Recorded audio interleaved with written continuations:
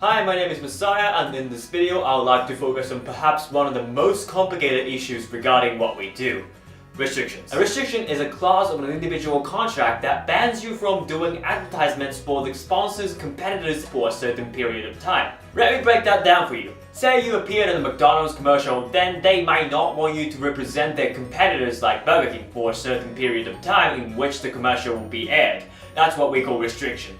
It doesn't apply to every single job you do, but it is only applied when you have a main role in the commercial. So if you do McDonald's, no Burger King. Simple, right? Well, not so much. Firstly, what you cannot do may not be as clear as you think it will be. Yes, you appear in the McDonald's ad, but what about the product? A lot of people remember the company, but not the product, and this can be a big issue. You might think you only won't be able to do fast food, but that might not always be the case.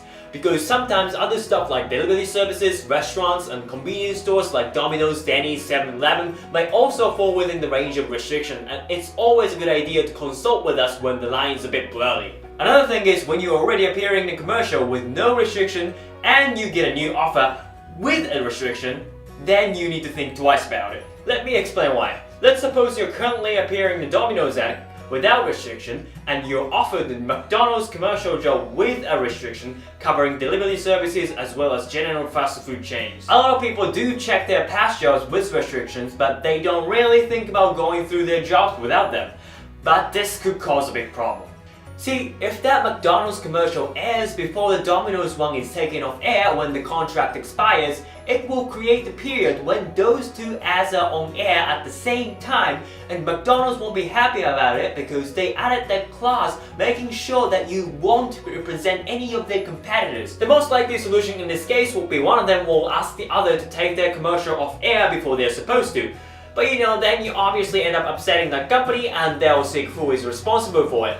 And you know where it leads to? A lawsuit. That's why it is important for you to keep records of details of all your past jobs, like products and period of use, regardless of whether it has a restriction or not, because jobs without one may also interfere with future jobs with one. Please also keep in mind that those individual contracts often get extended for extension fee, and often the clause they state that you have to prioritize current contract over any new offers if they wish to extend it. That means when the contract is near the end and you have a new offer for a similar product, you may not be able to take it if the current sponsor is looking to extend the current contract, even if the new offer is more appealing to you. People don't often remember so much about jobs without restriction because they're not as highly paid as those with them, and some people aren't even bothered to check if individual contracts are extended.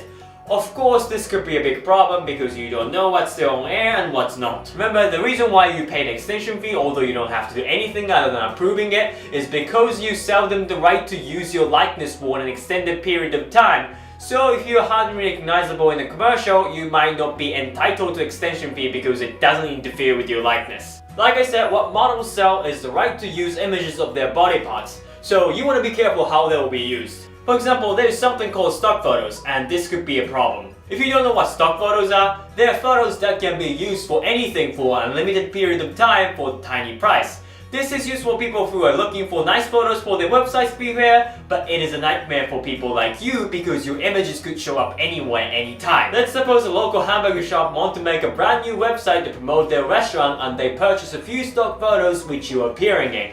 But you don't get to know about it because they have no obligation to ask for your permission. In fact, they probably don't even know about you or care who you are. Meanwhile, you take a job for McDonald's with a restriction because you never dreamed you'd be on the website of a random hamburger shop, but McDonald's, they take it seriously, and if they ever find out, you're in a big trouble because you're appearing in two advertisements for similar products at the same time. For this reason, we need to make sure if you have done anything like this in the past, and if you have, unfortunately we may need to keep you away from jobs with restrictions. We often work with big global corporates and they don't mess around with this kind of stuff. One way to prevent troubles like this is to make a spreadsheet to keep a record of every job that you did in the past with their period of use, sponsors, whether they have restrictions, etc. It will make things a lot easier for you because once you make that spreadsheet and share it with your agencies, all you have to do is to keep it updated and you don't have to dig through your past jobs whenever your agencies ask for them. Although you have a lot of responsibilities,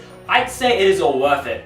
As I said before, you can be paid for doing nothing when the contract is extended. I hope this cleared all your questions regarding the complicated nature of restrictions, and you can talk to us anytime if you have any more. Thanks for watching, bye bye.